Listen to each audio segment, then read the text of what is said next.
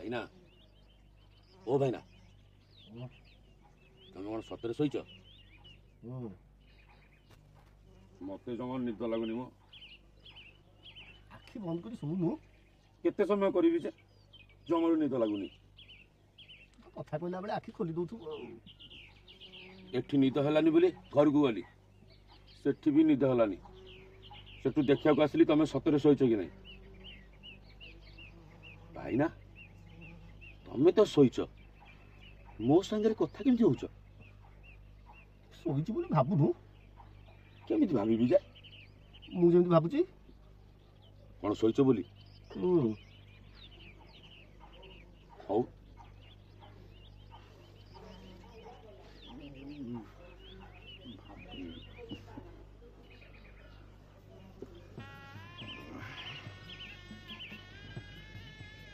एना बाबू आसबे दुनिया काम बतेबे राधु बजार जा एइटा आन सेइटा आन इयाडे मा राधु कोरु पानी गाधुआ करे भर्ती कर पानी आनिकी माटियारे रख जाबतीय काम भाविला बेलू कौन निद आसब कि औषध देला के जाने जमा तो निद हो इे भाईना कहते आखि बंद कर शोया आखि तो बंद अच्छे निद कहीं होनी भाई भाईना ओ भाईना को विषय भावी जे भाईना तमें कौन सतरे शोई पड़लानी हाँ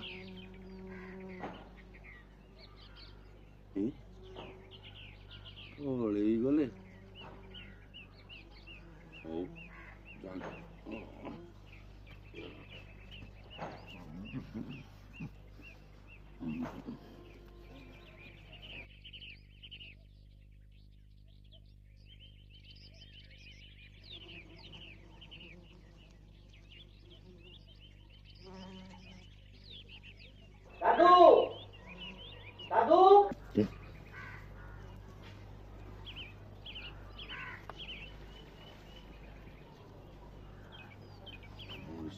मरिबो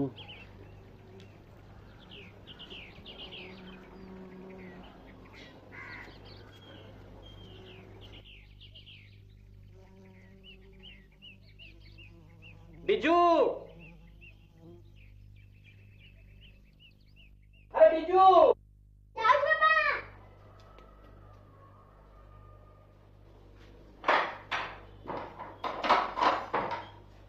कबाड़ के नहीं हाँ सकाल कबाड़ के नहीं पापा तो बात देख लो नहीं तो अब के देची साधु नाना देची ना कोन साधु नाना तुम दी जण कोन करछो आंतरा घर जगची बापा घर जगुचो के सकाल घर जगिछो कोन तो बहू कई कुंतला कुंतला पार्टी करवानी बापा कई कई पार्टी करबिनी के मना करछि की बहु मना करची बहु मना करछि कई ए घरे कोन मौन दिवस पालन करा जाउ जे पार्टी करबिनी कई तो बहु को घरे बहु हालिया निरय ठाकुर घरे सहिची बापा जम्मा पार्टी करे अरे सकाळ 8 बेले के सुए ना सुइबो हां जा तो बहु डाक नाही बाबा तमे आगो सुना कोन बहु काली जागर रसा करी हालिया होई पड़ची बोली सोइला बहु जेमती सोइला राधु दीटा पकड़ कई तार से सोइला राधु जेमती सोइला साधु चा मुंदिर पी सोइला या तो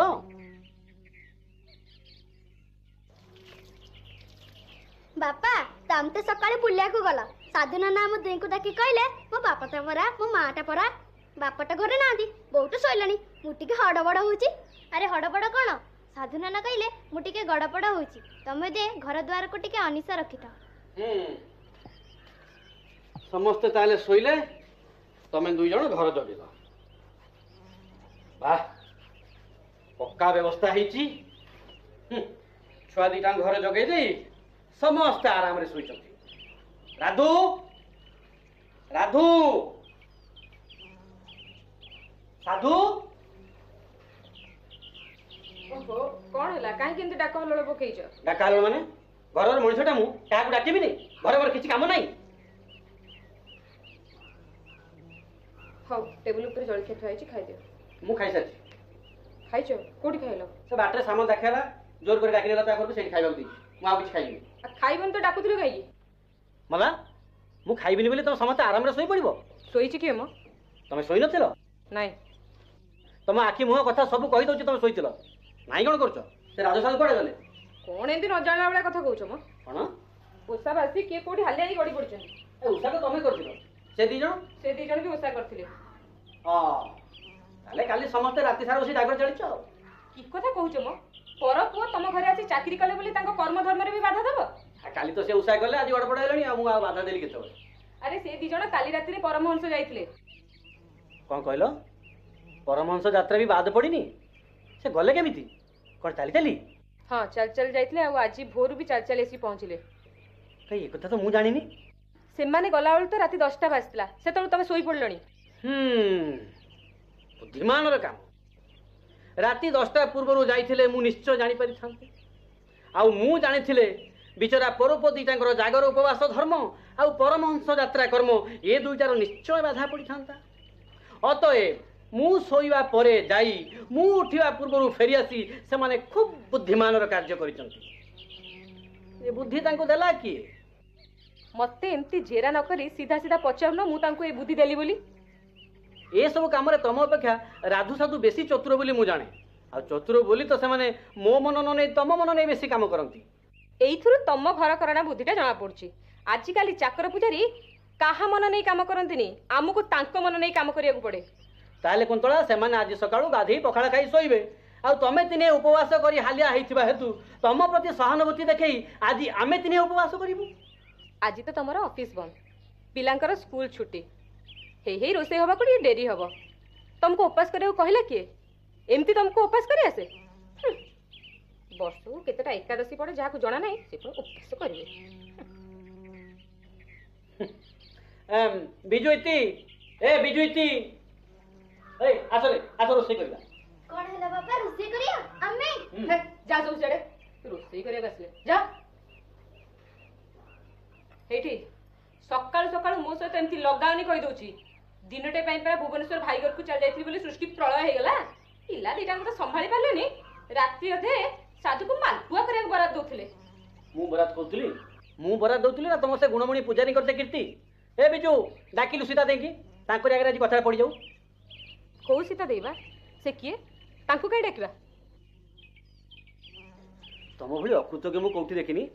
କେଉଁ ଭଦ୍ରମେଳା ତମ ସାହି ପଡ଼ିଶାରେ ଘର କରିକି ରହିଛନ୍ତି। ସେ ତମର ଅତି ଆପଣାର ବନ୍ଧୁ। ତମେ ତ ବାପ ଘରକୁ ଛୁ କରିଦେଲ, ସାଥିରେ ଆଲମାରି ଚାବି ବି ନେଇ ଚାଲିଗଲ। ସିଏ ବିଚାରି ମନକୁ ମନ ଆସି ତମ ଘର କାମଟା ଉଠେଇ ଦେଲେ ବୋଲି ତାଙ୍କର ଦୋଷ ହେଇଗଲା। ହଁ, ତାଙ୍କର ଦୋଷ ହେଇଗଲା। ସେ କାହିଁକି ଆସି ରାନ୍ଧିବାଡ଼ି ତମକୁ ଖାଇବାକୁ ଦଉଥିଲେ କି? ଦିନେ ଉପାସ ରହିଥିଲେ ବୁଝିପାରିଥାନ୍ତ ଯେ କେମିତି ନିଜେ ଖଟି ଘର ମଣିଷଙ୍କ ମନ ନେଇ ଘର ଚଳେଇବାକୁ ହୁଏ। ତାହେଲେ ସେ ଆହୁ କୁନ୍ତଳା, ଆଜି ଛୁଟିଟା, ମଣିଷ ଭାବିଥିଲା ମାଛ ମାଂସ ଦୁଇଟା ଆଣି ଶାନ୍ତିରେ ଖାଇଥାନ୍ତା। ଏବେ ତାଙ୍କୁ ଛାଡ଼ିଦିଅ, ସେମାନେ ଶାନ୍ତିରେ ଶୁଅନ୍ତୁ। ଆଉ ତମ ମନ ନେବା ପାଇଁ ମୁଁ ବି ନୀରବ ରହିଲି। ଯା ବିଶ୍ରାମ କର।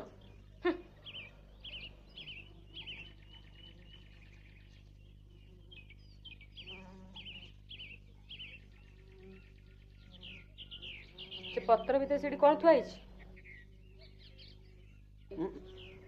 କାଇଁ କୋଉଠି? କୋଉଠି କିଛି ବୁଝିପାରୁନ? ପଚାରୁଛି ପରା, ସେ ପତ୍ର ଭିତରେ କ'ଣ ଥୁଆ ହେଇଛି? ମାଛ। ମତେ କହୁଛ? ଏ ବିଜୁ ଇତି, ଆରେ କାଲିକା ଖବରକାଗଜଟା କୋଉଠି ରଖିଲ? ଇଏ କି ଜାଣିଶେଣିଆ ଢଙ୍ଗ ବାହାର କରୁଛ? ପଚାରୁଛି ପରା, ସେ ପତ୍ର ଭିତରେ କ'ଣ ଥୁଆ ହେଇଛି? ମାଛ। ମାଛ? ମାଛ କାହିଁ କୁନ୍ତଳା, ମୁଁ ତ ବଜାର ଯାଇନଥିଲି। ଆଉ କ'ଣ ମାଂସ? କୋଉଠି କୋଉ ପତ୍ର କଥା ତମେ କହୁଛ ମ? କୋଉ ପତ୍ର କିଛି ବୁଝିପାରୁନ? ନିଜେ ଖୋଲିକି ଦେଖୁନ। ମୋ ଭୋକ ସରୁ ନଥିଲା, ଓଷାବାସୀ ସୋମବାର ଆଇଁଷ ହାତ ହଉଥିଲି।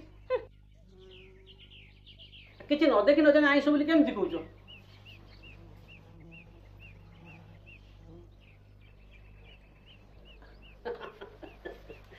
ସତରେ ତମେ ତ ଜାଣିଛ ଆଜିକାଲି ବଜାରରେ ଭଲ ମାଂସ ମିଳୁନି। ଆଉ ତମେ ବାଛି ବାଛି ଖାସି ମାଂସ ନେଇ ଆସିଛ। ସତରେ କୁନ୍ତଳା, ଯୋଗକୁ ଆଜି ଗୋଟେ ଜାଗାରେ ଭଲ ଖାସି ମାଂସ ପାଇଲି, କେମିତି ନ ଆଣିଥାନ୍ତି କହିଲ?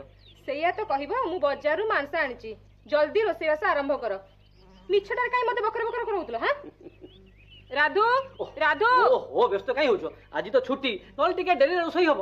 ଉପାସ ବାସି ସେମାନେ, ଆଉ ଘଣ୍ଟେ ଅଧେ ଶୁଅନ୍ତୁ। ତମେ ମତେ ଆଉ ଏତେ ବୁଦ୍ଧି ଦବା ଦରକାର ନାହିଁ, ବୁଝିଲ? ତମକୁ ଯଦି ଛୁଟି ଭଳି ଲାଗୁଛି ତମେ ଯାଇକି ଶୋଇପଡ।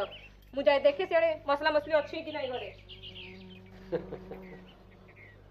ବାପା ବାପା ଆପା ମିଛ କହୁଛି ବଦମାସ ଟକା ମୁଁ ମିଛ କହୁଛି ହଁ ବାପା ଆପା ମିଛ କହୁଛି ସ୍କୁଲରୁ ଅଙ୍କ ଧାରା ବୁଝି ଆସି ଏଠି ବାହାଦୁରୀ କାଢୁଛି ଧାରା ବୁଝିଲେ କଣ ଦୋଷ ହେଇଲା ମୁଁ ତତେ ଧାରା ବୁଝିବି ଦେଖି କଲୁ ତୁ କଣ ହେଇଛି ମତେ ଟିକେ କହିଲ କଣ ହେଇଛି ହେଇଟି ବାପା ମୁଁ କହୁଛି ଶୁଣ ନାଇଁ ବାବା ମୁଁ କହୁଛି ଶୁଣ ଚୁପ୍ ମୋ କଥାରେ ତୁ କହିବା କିଏ ତୁ ବାପାଙ୍କୁ ଠକି ପଇସା ନେଇଯିବୁ ମୁଁ କିଛି କହିବି ନାହିଁ କଣ ଇତି ମତେ ଠକୁଛି ହଁ ବାପା ସେ ଠକୁଛି କେମିତି କେମିତି କେମିତି ଠକୁଛି ଶୁଣିବା ବାପା ତମେ ମତେ କହିନଥିଲ ଏ 3 ଖଣ୍ଡ ଅଙ୍କ କରିଦେଲେ ତମେ ମତେ 3 ଅଣା ପଇସା ଦେବ ହଁ ଦେବି କହିଥିଲି କରୁଛୁ ହଁ ବାପା ଦେଖୁନ ମିଛ ମିଛ ବାପା ସେ ସ୍କୁଲରୁ ଧାରା ବୁଝି ଆସି ଏଠି ଗାଲୁ ପେଲୁଛି ବିଜୁ ଦେଖିବେନି କଣ ଦେଖିବି ଦେଖିବ ହଁ ହଁ ଆସନ୍ତୁ ଆସନ୍ତୁ ହଁ ହଁ ନିଶ୍ଚୟ ନିଶ୍ଚୟ ଶୁଣ ଏଠି ଆସ ଆଜି ତମ ପାଇଁ ଗୋଟେ ବଢିଆ ଜିନିଷ ଆଣିଛି କଣ ବାପା ଜାଣିଛ ଖାସି ମାଂସ ହେଇ ପାଟିତୁଣ୍ଡ କର ନାହିଁ ଚୁପଚାପ ବୋଉକୁ ରୋଷେଇରେ ସାହାଯ୍ୟ କରିବ ଯା ହେଲା ତାକୁ ବିରକ୍ତ କରିବନି ଉପାସ ବାସିଛି ହେଲା ଯା ଯା ଯା ଯା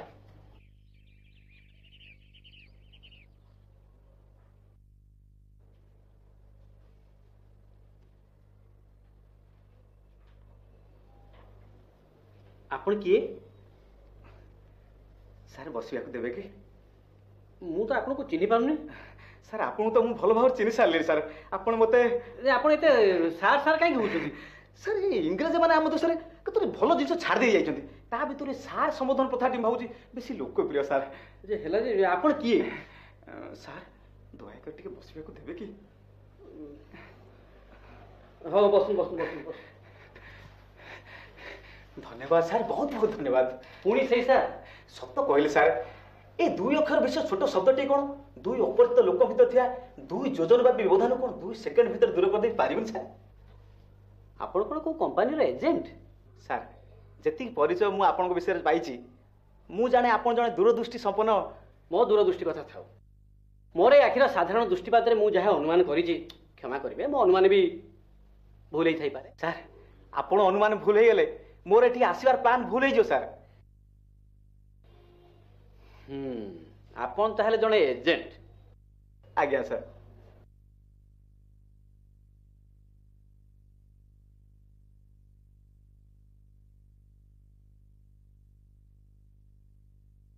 କାହିଁ ଆପଣଙ୍କ ହାତରେ ତ ବ୍ୟାଗ୍ ପ୍ରଭୃତି କିଛି ଦେଖୁନାହିଁ ମୋର ଏଜେନ୍ସି ଥିବା ପର୍ଯ୍ୟନ୍ତ ମୋ ହାତରେ କେବେ ବି ଆପଣ ବ୍ୟାଗ୍ ଦେଖିବେ ନାହିଁ ସାର୍ କାହିଁକି ଏହା ହିଁ ଆମ କମ୍ପାନୀର ବିଶେଷତ୍ୱ ମାନେ ଆମ କମ୍ପାନୀର 121 ଜଣ ଏଜେଣ୍ଟ ଭିତରୁ ବ୍ୟାଗ୍ ଅଛି ମାତ୍ର ଜଣଙ୍କର କିଏ ସେ ଭାଗ୍ୟବାନ ସାର୍ ଭାଗ୍ୟବାନ ନୁହେଁ ଭାଗ୍ୟବତୀ ମାନେ ମାନେ ସାର୍ 121 ଜଣ ଏଜେଣ୍ଟ ଭିତରୁ 120 ହେଲେ ପୁରୁଷ ଜଣେ ମାତ୍ର ମହିଳା ଆଉ ସେଇ ମହିଳା ଏଜେଣ୍ଟ ଜଣକ ବ୍ୟାଗ୍ ଧାରିନି ମାନେ ସାର୍ ଏଜେନ୍ସି ବ୍ୟାଗ୍ ନୁହେଁ ଭ୍ୟାନିଟି ବ୍ୟାଗ୍ ଧାରିନି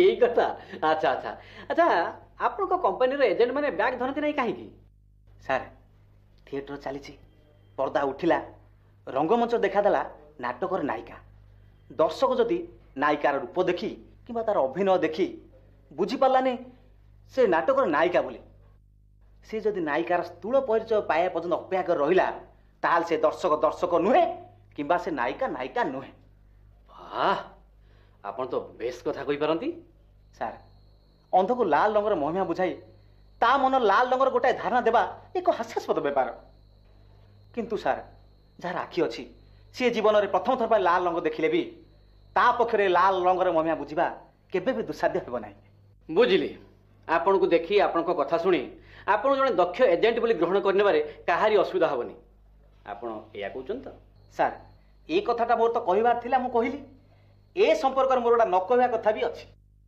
ताले मास से कथा सुनिबार भाग्य हमर नाही सार मत लज्जा दियंतुन सार आपण पाखर मोर किछि अखुआ कथा रखी एठो सार जाई पारिबिनी सार मो पाखरे आपण किछि व्यवसाय करिवे एई आशा नै आपण आस्तोनी मु जाने किंतु महाशय मु किंतु आपण को मोर जने अतिथि हिसाब रे ग्रहण करने सर चाटी खांतु आया सर बिजू बिजू कौन पापा अरे बहु को बाबू भाई चा करिवे हो हाँ कौन मु कहूली हाँ मु आपण को अतिथि हिसाब रे ग्रहण करि नै सारी छी अतएव मो पाखरे आपण को मारपेंच कथा गुडा न कहले मुटे खुशी ଅସମ୍ଭବ ସାର୍ ଅସମ୍ଭବ। ମୁଁ ସାର୍ ସବୁବେଳେ ସେ ମାର୍ପେଞ୍ଜ କଥାରୁ ନିଜକୁ ସବୁବେଳେ ଦୂରରେ ରଖିଥାଏ। ଶୁଣୁନ୍ ସାର୍, ମୁଁ ସାର୍ ନ କହିବା କଥା ଆପଣଙ୍କୁ କହୁଛି। ଏ ଯେଉଁ ବ୍ୟାଗ୍ ଧରା ଏଜେଣ୍ଟ ମାନଙ୍କୁ ଦେଖି କେତେ ସ୍ଥାନରେ ମାନେ ଆପଣଙ୍କର ତାଟି କୁଆଡ଼େ ପଡ଼ିଯାଉଛି। ସତ କହିଲେ ସାର୍, ଆପଣ ଯେତେବେଳେ ମୋତେ ପ୍ରଥମେ ଦେଖିଲେ, ଆପଣ ଯଦି ମୋ ହାତରେ ଗୋଟେ 36 ଇଞ୍ଚରେ 20 ଇଞ୍ଚ ବ୍ୟାଗ୍ ଦେଖିଥାନ୍ତେ, ଆପଣ କ'ଣ ମୋତେ ସାଦର ନିମନ୍ତ୍ରଣ କରିଥାନ୍ତେ? ଆପଣ ତାହେଲେ ମୋତେ ଅତି ସହଜରେ ଠକିଛନ୍ତି। ନା ସାର୍ ନା, ଏଠି ଠକିବାର ପ୍ରଶ୍ନ ଉଠୁନାହିଁ। ମୋର ଏଠିକି ଆସିବାର ଉଦ୍ଦେଶ୍ୟ ଯେତେବେଳେ ଆପଣଙ୍କୁ ଠକିବାର ନୁହେଁ, ସେତେବେଳେ ଏ ଘରକୁ ପଶିବା ପାଇଁ ମୁଁ କାହିଁ ଠକାମିର ପ୍ରଶ୍ନ ନେବି? ଆଚ୍ଛା, ତାହେଲେ ଆପଣଙ୍କର ଆସିବାର ଉଦ୍ଦେଶ୍ୟଟା ଟିକେ ଦୟାକରି କୁହନ୍ତୁ। ଆପଣ ତାହେଲେ କେଉଁ କମ୍ପାନୀର ଏଜେଣ୍ଟ? ସାର୍, କୁମ୍ଭକର୍ଣ୍ଣ ବିଳାସ ବଟିକା ମାନୁଫ୍ୟାକ୍ଚରିଂ କମ୍ପାନୀ। ଅଦ୍ଭୁତ! ରାମାୟଣ ଯୁଗର କୁମ୍ଭକର୍ଣ୍ଣ ସହିତ এই ଯୁଗରେ ଇଂରାଜୀ ଶବ୍ଦ ମିଶି ଆପଣ ଇଏ କି କମ୍ପାନୀ ଗଢ଼ିଛନ୍ତି ମହାଶୟ? କୁମ୍ଭକର୍ଣ୍ଣ ବିଳାସ ବଟିକା ମାନେ ନିଦ ଔଷଧ? ଯଥାର୍ଥ କହିଛନ୍ତି ସାର୍। ବର୍ତ୍ତମାନ ଯୁଗର ପରିସ୍ଥିତିରେ ଯେମିତି ଅଶାନ୍ତି ଆଉ ଉଦ୍ବେଗ ଦେଖାଦେଇଛି, ସାଧାରଣ ଲୋକଟି ଶାନ୍ତିରେ ଶୋଇବାକୁ ଉପାୟ ପାଉନାହିଁ। ଏପରିକି 3 ରାତି ଅନିଦ୍ରା ହେଲା ପରେ ବି ଲୋକଙ୍କ ଆଖି ନିଦ ନ ଆସିବାର ବହୁତ ଦୁଷ୍ଟାନ୍ତି ଅଛି। ମୁଁ କ'ଣ ମିଛ କଥା କହୁଛି ସାର୍? ନାଇଁ, ମୁଁ ତ ନିଜେ ଜଣେ ଏଇ ରୋଗର ରୋଗୀ, କିନ୍ତୁ ଆପଣ ମୋ ରୋଗର ସନ୍ଧାନ ପାଇଲେ କେମିତି? ସେତିକି ବାହାଦୁର ନଥିଲେ ଇଏ କୁମ୍ଭକର୍ଣ୍ଣ କମ୍ପାନୀରେ ଗଲା 7 ବର୍ଷ ଧରି ଏଜେଣ୍ଟ ହେଇ ରହିପାରି ନଥାନ୍ତି। ଶୁଣିଛି ନିଦ ପାଇଁ ଔଷଧ ଖାଇବା ଶରୀର ପକ୍ଷେ କ୍ଷତିକାରକ। ଆପଣଙ୍କର ମତ କ'ଣ? ସାର୍, ଖାଦ୍ୟ ପାଇଁ ମାଂସ ଖାଇବା ବେଳେ ଶରୀର ପ୍ରତି ଅପକାର କରିଥାଏ, କିନ୍ତୁ ମାଂସରେ ଥିବା ଖାଦ୍ୟ ସାରକୁ ଆପଣ ଅସ୍ୱୀକାର କରିଦେଇ ପାରିବେ କି ସାର୍? କିନ୍ତୁ ଆପଣଙ୍କ କମ୍ପାନୀର ଔଷଧ ନିଦ ପାଇଁ ଯେ ଅବ୍ୟର୍ଥ, ୟାର ପ୍ରମାଣ କ'ଣ? ପ୍ରମାଣ ମୁଁ ନିଜେ ସାର୍। ଆପଣଙ୍କ ସାମ୍ନାରେ ଗୋଟେ ମାତ୍ର ବଟିକା ଖାଇ 12 ଘଣ୍ଟା କାଳ ଶୋଇଯିବି। ଆପଣ ମୋ ଉପରେ ଢୁ ଢୁ କରି ଯେତେ ପାଣି ଢାଳିଲେ ବି ଆଦୌ ମୁଁ ଉଠିବି ନାହିଁ। କିନ୍ତୁ ସାର୍, ମୋ ଔଷଧର ପ୍ରମାଣ କ'ଣ ଆପଣ ନିଜେ ଏ ପର୍ଯ୍ୟନ୍ତ ପାଇନାହାନ୍ତି? ହେ, ମୁଁ କିପରି ପ୍ରମାଣ ପାଇବି? ମୁଁ ତ ଆପଣଙ୍କ ଔଷଧ ଖାଇନି। ଆପଣ ଖାଇନାହାନ୍ତି ସତ, କିନ୍ତୁ ବାପା ରାଜୁ ସାଧୁ ମୋଟେ ନିଦରୁ ଉଠୁନାହାନ୍ତି। ବୋଉ ଡାକି ଡାକି ଥକି ଗଲାଣି। ହେ, ତାଙ୍କୁ କାହିଁ ଏବେ ନିଦରୁ ଉଠଉଛ କିରେ? ସାରା ରାତି ସେ ଅନିଦ୍ରା ହେଇ 2 ଜଣ ଯାକ ଶୋଇଛନ୍ତି। ତାଙ୍କୁ ଉଠିବା ଦରକାର ନାହିଁ। ବୋଉ କହ, ସେ ଚା କରିଦେବ। ହେଲେ ମାଂସ ରାନ୍ଧିବ କିଏ? ଆଜି ପରା ବୋଉ ମାଂସ ଛୁଇଁବନି। ଏ କୁନି ବାବୁ, ଏଠିକି ଆସ ତ। କ'ଣ? ରାଧୁ ସାଧୁ ନିଦରୁ ଉଠୁନାହାନ୍ତି? ନା, ତାଙ୍କୁ ଗଡେଇ ତଡେଇ ଉଠେଇଲେ ବି ହୁଁ କିଛି ହଉନାହାନ୍ତି। ଏକା ବେଳେ ନିଘୋଡ଼ ନିଦରେ ଶୋଇଯାଇଛନ୍ତି। ହଁ, ଦେଖିଲେ ତ ସାର୍, ମୋ ବଟିକାର ଗୁଣ ଆପଣ ଦେଖିଲେ ତ? ମାନେ ରାଧୁ ସାଧୁ କେମିତି ନିଘୋଡ଼ ନିଦରେ ଶୋଇଛନ୍ତି? ସେ 2 ଜଣ ତ ଜାଗର ଯାତ୍ରା ଦେଖି ରାତି ଅନିଦ୍ରା ହେଇ ଶୋଇଛନ୍ତି। ଏ ସ୍ପୁଟନିକ ଯୁଗରେ ଖାଲି ରାତି ଅନିଦ୍ରା ହେଇ କେହି ଆରାମରେ ଶୋଇପାରିଲାଣି? ଇଏ ହଉଛି ମୋ ଔଷଧର ଗୁଣ। ହଁ, ମାନେ ସେ 2 ଜଣ ତ କାଲି ରାତିରେ ପରମହଂସ ଯାଇଥିଲେ। ସେଇ ପରମ ମିଳନସ୍ଥଳ ପରମହଂସ ସାର୍। ସେଇଠି ରାଧୁ ସାଧୁଙ୍କ ସହିତ ମୋର ଭେଟ। ସେଇଠି ଶୁଣିଲି ତାଙ୍କର ଦୁଃଖ। ରାତି ସାରା ଅନିଦ୍ରା ହେଇ ମଧ୍ୟ ସକାଳୁ ଟିକେ ଶୋଇବାକୁ ତାଙ୍କ ପାଖରେ ଉପାୟ ନାହିଁ। ଅତଏବ ସେମାନଙ୍କ ଦୁଃଖ ସହି ନ ପାରି ଆପଣ ରାଜୁ ସାଧୁଙ୍କୁ କୁମ୍ଭକର୍ଣ୍ଣ ବିଳାସ ବଟିକା ଦାନ କଲେ। ଦାନ ନୁହେଁ ଆଜ୍ଞା, ଆଉ କ'ଣ ବିକ୍ରି କଲେ? ଖୁବ୍ ମଡେରେଟ୍ ଦାମ ଆଜ୍ଞା। 2ଟି ବଟିକାର ମୂଲ୍ୟ ମାତ୍ର 2 ଟଙ୍କା। ବାପା, ଯେତେ ପାଣି ଢାଳିଲେ ବି ରାଧୁ ସାଧୁ ନିଦରୁ ଉଠୁନାହାନ୍ତି। ଏଡେ ଜୋରରେ ଘୁଙ୍ଗୁଡି ମାରିଛନ୍ତି ଯେ ବୋଉ ଭାରି ବ୍ୟସ୍ତ ହଉଛି। ବୋଉଙ୍କୁ କହିଦିଅ ମା, ବ୍ୟସ୍ତ ହବାର କିଛି ନାହିଁ। ଇଏ ହଉଛି ମୋ ଔଷଧର ଗୁଣ। ମୁଁ ଯାହା କହିଥିଲି ସାର୍, ହାତେ ହାତେ ପ୍ରମାଣ। ଯେତେ ପାଣି ଢାଳିଲେ ବି ନିଦ ଭାଙ୍ଗିବାର ନାହିଁ। ଆଚ୍ଛା ବାବୁ, ଆପଣଙ୍କୁ ଆଉ କୋଉଠି ସ୍ଥାନ ମିଳିଲାନି ଔଷଧ ବିକିବାକୁ? ମୋରି ପରିବାରଟାରେ ବିଭ୍ରାଟ ସୃଷ୍ଟି କରିଦେଲେ। ଆପଣଙ୍କ ଔଷଧ ଖାଇ 2 ଜଣ ଯାକ ସକାଳୁ କୁମ୍ଭକର୍ଣ୍ଣ ପରି ଶୋଇଛନ୍ତି। ଆମର ଇଆଡ଼େ ପାଲା ଲାଗିଛି। ମୁଁ କ'ଣ ଆଉ ଭୁଲ କଲି ଆଜ୍ଞା କୁହନ୍ତୁ? କୁମ୍ଭକର୍ଣ୍ଣ ପରି ଶୋଇଲେ ଆମେ ଖାଇବୁ କ'ଣ? ଆପଣଙ୍କ ସାହସ ତ କମ୍ ନୁହଁ। ମୁଁ ଦେଖୁଛି ମୋରି ପୂଜାରୀ ଚାକିରିକୁ ନିଦ ଔଷଧ ଖୋଇ ମୋରି ପାଖରେ ବ୍ୟବସାୟ କରିବାକୁ ଆସିଛନ୍ତି। ବ୍ୟବସାୟ ନୁହେଁ ସାର୍, ମୁଁ ଆପଣଙ୍କର ଅତିଥି। ଯୋଉ ଅବସ୍ଥାରେ ଆପଣ ଆମକୁ ପକେଇଛନ୍ତି ନା, ମତେ ଆଜି ଯାଇ ଆଉ କାହା ଘରେ ଅତିଥି ହେବାକୁ ପଡ଼ିବ। ତାହେଲେ ସାର୍, ତୁନି ହେଇ ଏଠୁ ଚାଲି ଯାଆନ୍ତୁ। ତାହେଲେ ସାର୍, ଆପଣ ରୋଗଟା ଏଇ ନିଦ୍ରାତଙ୍କ? ଆପଣ ଏଠି ଥିବା ପର୍ଯ୍ୟନ୍ତ ମତେ ଜଳାତଙ୍କ, କ୍ଷୁଧାତଙ୍କ ଆଦି ସବୁ ରୋଗ ଘୋଟି ଯିବାର ଆଶଙ୍କା ରହିଛି। ଆପଣ ଏଠୁ ଯାଆନ୍ତୁ। ନିହାତି ତାହେଲେ ଯିବି ସାର୍। ବିଜୁ, ବୋଉଙ୍କୁ କହ ଚା ନ କରି ସେ ଗରମ ପାଣି ରାଜୁ ସାଧୁଙ୍କ ଉପରେ ଢାଳନ୍ତୁ। ସେମାନେ ଉଠିଲେ ୟାଙ୍କ ସହିତ କଥାବାର୍ତ୍ତା। ହଁ ବାପା, ମୁଁ ବି ଯିବି। ଯା।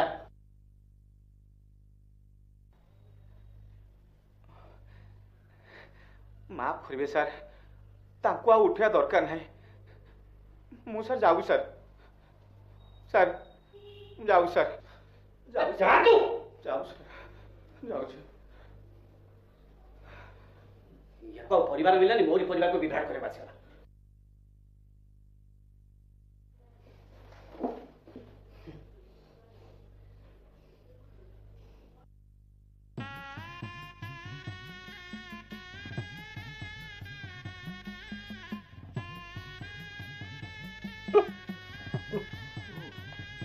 ଅନଉଛ ନିଦରେ ଜମାର ଭାଇନା ହବ ହବ କି ବହୁତ ସମୟ ହେଲା ଆଖି ବନ୍ଦ କରିକିରି ଶୋଇଲେଣି ହବ ଆଗକୁ ହବ କ'ଣ କହିଲା କି ବଟିକା କୁମ୍ଭକର୍ଣ୍ଣ ବିଳାସ ବଟିକା ଏଟା ପରିକା ସେମିତି ହଉଛି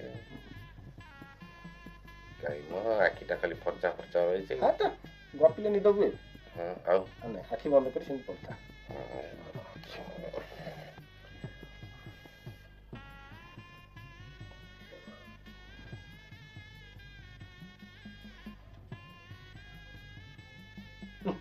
ତୁ ହଉ ନାଇଁ ମୋ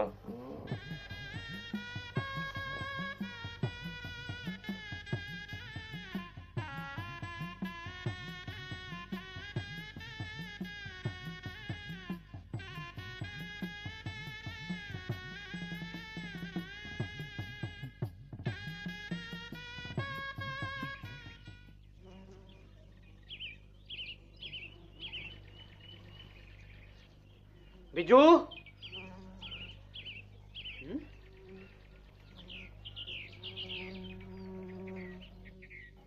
ଭାଇନା ବାବୁ ଆଇଥିଲେ ମୁଁ ଦେଖା ତମ ହେଇକି ରାଗରେ ଘରକୁ ପଳେଇଲି ହଁ ଗଲେ ପରା ମୁଁ ଦେଖିଲି ତୁ ଆଖି ଖୋଲୁଥିଲୁ କି ହଁ ସେଗୁଡା କାହିଁ ଖୋଲୁଛୁ ଔଷଧର ଗୁଣ ଅଧା ପଳେଇଲା ସେଇ ବାଟେ ଆଖି ଜମା ଖୋଲ ନା ଆଖି ବନ୍ଦ କରିଦେବି ଜମା ନନିବୁନି ତୁ ତେ ଆଖି ବନ୍ଦ କରି ଶୋଇପଡ଼ ହଉ ଆଉ ଆଖି ଖୋଲିବିନି ନିଦ ହଉନି ଶୋ ନିଦ ହବ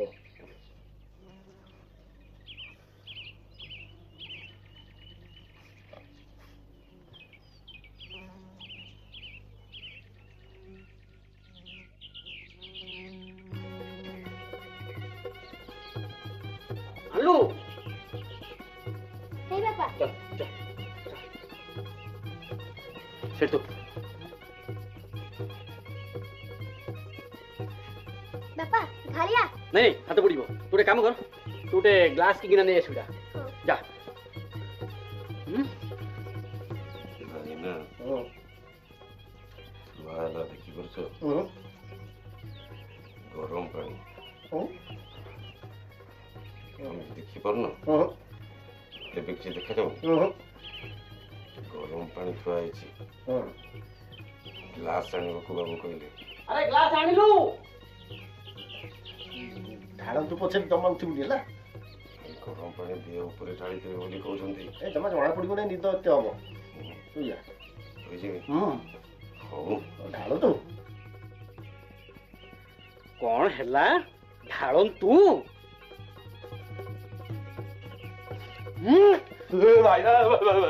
ବାବୁ ମରିଯିବୁ ଗରମ ପାଣି ଢାଳନ୍ତୁନି ବାବୁ ଭାଇନା ଭାଇନା ଉଠ ବାବୁ ଗରମ ପାଣି ଢାଳିଲେଣି ମିଛ କଥା କାହିଁ କହୁଛୁ ଝିଅଟା ମଣିଷ ଉପରେ କିଏ ଗରମ ପାଣି ଢାଳେ ତୁ ଉଠିବୁନୁ ଭାଇନା ଉଠ ମରିଯିବ